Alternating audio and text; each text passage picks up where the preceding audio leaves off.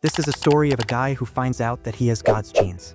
Hello and welcome back to Every Recap Ever. Today we are seeing an Indonesian movie called Satria Deva Gatot. So subscribe for more such recaps and let's go.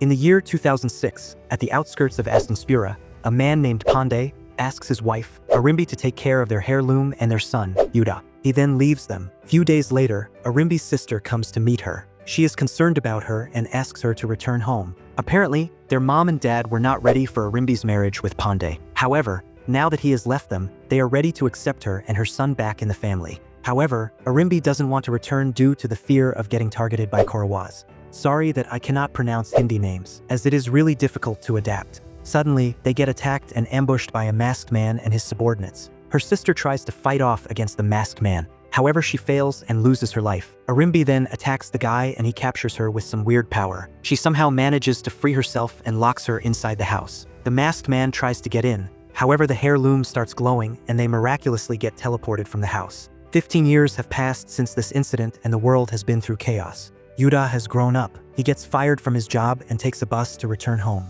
He lives in a poor suburb with her mom, and apparently she is having a panic attack. He quickly calms her down and goes outside to meet the area chief. He hands over all the money he has left to cover up for all the disturbance his mom has caused.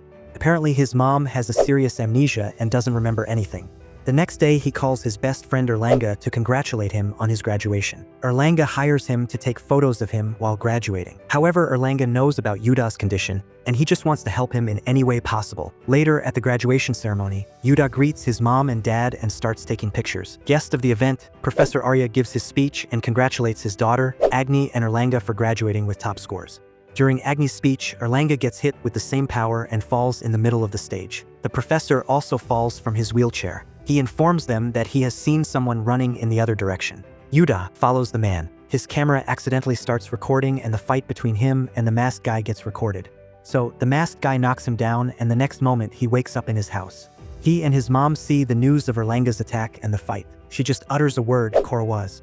The professor then tells the media this attack might have been caused by the descendants of Korawaz, as only they had the powers to destroy. While on the other hand, those with Pandavas genes don't have such powers. This shocks Yuda and he wonders why his mom knows this name. The next day, he goes to give his condolences to Erlanga's family. He has lost a precious friend and is still in shock. Professor Arya also comes to give his condolences to the family, and Yuda asks him about Pandavas and Korawaz. Professor tells him to come to his house the next day. He then goes to meet the professor. So according to him, there are many descendants of Korawaz and Pandavas in this world. Those with a good upbringing are considered to have Pandava genes. However, Korawaz are totally opposite of this. They steal, they harm people, and pretty much have messed up personality. This is all dated back to thousands and millions of years back, when people had direct connections to God. Yuda suspects his mom's memories might have been stolen by a Korawa, as he vaguely remembers a scene from his childhood. Arya then tells him Erlanga must have been the Pandava because of his good nature. The next day, Yuda makes an excuse to return Erlanga's belongings and goes to investigate his room. Agni also follows him, as she also wants to know if Erlanga really was Pandawa. While going through his room, they find a book with a hidden storage. There they find a secret book with a place and time mentioned. Agni and Yuda then go to the cafe nearby to see what Erlanga was doing secretly. Agni brings her friend along, so that they don't look suspicious. They see some shady people and go to check. However, they get ambushed and the shady people start attacking them. After some chasing, they catch up to Agni and Yuda. They fight for a while and Yuda gets injured in the process of saving Agni. Suddenly, someone shoots an arrow and takes down the people. A boy then comes and asks Yuda to follow him, while the Bao guy takes care of other people. They take Yuda and Agni to a secret hideout to heal them. The Bao guy's name is Dhananjay and the little boy's name is Gij. Apparently they both are Pandavas, and they have a stepmother who's Korawa. However, she is not like others and she quickly heals Yuda. So it turns out Dhananjay and Gij were the people who brought Yuda home the day when he fainted after the fight. They were keeping an eye on him. Their mother realizes that Yuda's wound is healing very fast. Gij quickly checks with his heirloom and finds out Yuda and Agni are actually both Pandavas. Gij then shows them the recorded footage of Erlanga. So apparently the world is ending soon due to the rise of Korawaz. According to history, Korawaz and Pandavas fought many thousands or even millions of years ago. Just FYI, all of these events are heavily inspired by the Hindu mythology, Mahabharata. This was all planned by God to remove greedy people from Earth. So Pandava's victory was assured.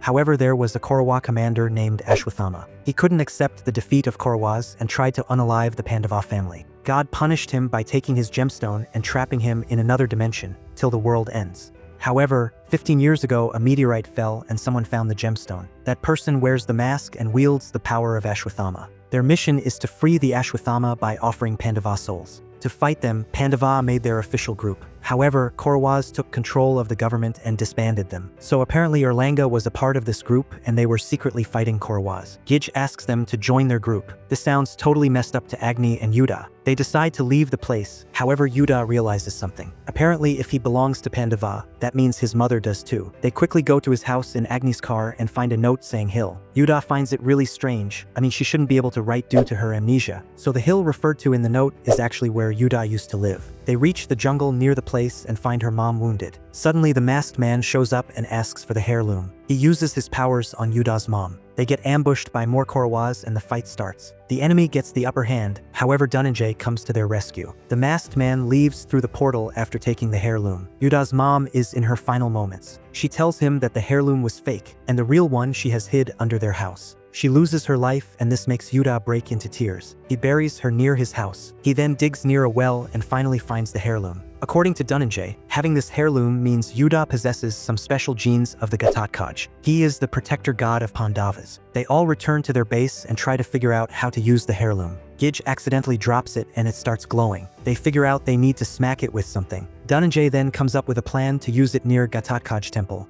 as it might have originated from that place. They reach the temple, and Yuddha tries to smack it by remembering all the pain he faced throughout his life. His body starts filling with energy, and a partial armor appears on his body. This is the rise of Pandava's protector Ghatotkacha. Later, Agni and Yuddha finally decide to join hands with the rest. They form a team to stop the rise of Kauravas.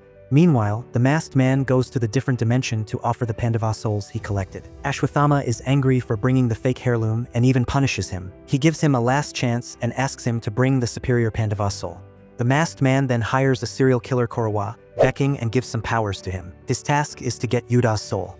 Few days later, another Pandava victim gets found. The group disguises themselves as the forensic team and goes to take the sample from his body. Oh, also Agni has started falling for Yuddha slowly. So they find a blood sample on his body which belongs to a Pandava. Apparently the guy who died looks like Yuddha, so they figure out their target is him. The team is shocked to figure out the killer is Pandava and they pinpoint his hideout. There Agni finds a bag with Yuddha's mother's picture. He realizes that it must be his father who abandoned them years ago. He must be the face behind the masked man. Later at Professor Arya's house, Agni has dinner with a political family. Apparently, Agni is soon gonna get engaged to their son. While her fiancé talks with her, Yuddha comes to meet her. This creates a big misunderstanding and Agni takes the advantage of this situation. So even she doesn't want to get married to this guy as she loves Yuddha, so she just calls off the engagement. Later, they tell the professor about everything. It is hard for him to believe, however what he was researching for years is turning out to be the truth. He takes them to a room where he has collected all the artifacts from the world. He even recognizes Yuddha's heirloom. Arya then gives Agni their heirloom, which he was guarding for years. However, as she holds the arrow, she faints. Meanwhile, Gij and others get attacked by some Kauravas, and they immediately call Yuddha for backup. He then tells her friend to take Agni to the hospital and goes to the hideout. The attacker is Becking and some of his men. Yuddha takes care of all the other members and starts fighting Becking. After fighting for a while, Yuddha manages to knock him down. However, a mysterious person in a mask shows up and attacks Becking.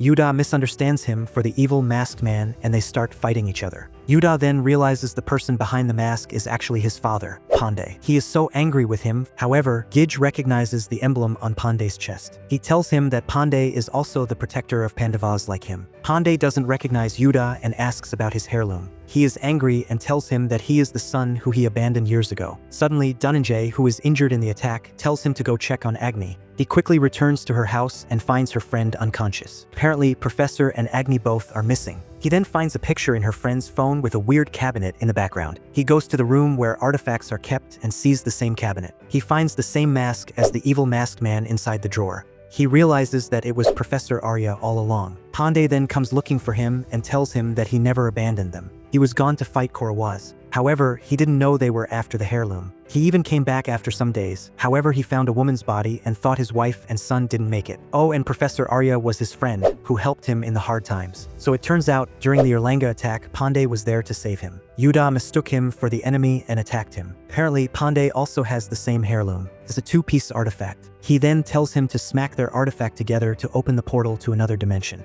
They then enter the dimension and see Becking waiting for them. Meanwhile, Agni wakes up and finds herself handcuffed. Arya then tells her about everything. Apparently, he lost his wife in an accident caused by Pandava during a fight with Kaurawa. He ended up paralyzed and later he adopted Agni from an orphanage. He then decided to vent out his anger on Pandava and found the Ashwathama's gem. He was the one who unalived Erlanga and Yuda's mom. He is neither Kaurawa nor Pandava. However, his wife's death triggered something in him. Meanwhile, Pandey asks Yuda to go look for Agni, while he takes care of Becking. Yuda then comes to the place and starts fighting him. Arya is too powerful for him. On the other side, Pandey and Biseng's fight gets intense and they end up in the same place as Arya. As Arya gets ready to end this chapter, Becking stabs him and takes his gemstone. Apparently, he can't allow non-bloodline users to use this gemstone. Arya, in his dying moments, asks Yuda to take care of his daughter. He couldn't be a good father to her, but in the end, he is at least happy that she is in good hands now. Yuda and Pandey then work together to fight Becking. Due to a boost in his power through the gemstone, he manages to stab Pandey. This angers Yuda and he pushes him back with all of his powers. Pandey then gives his heirloom to Yuda and takes his last breath. Apparently, Becking is still alive and comes back wearing the full armor of Ashwathama. Yuda also uses the second part of the artifact and equips the full armor of Ghatotkaj.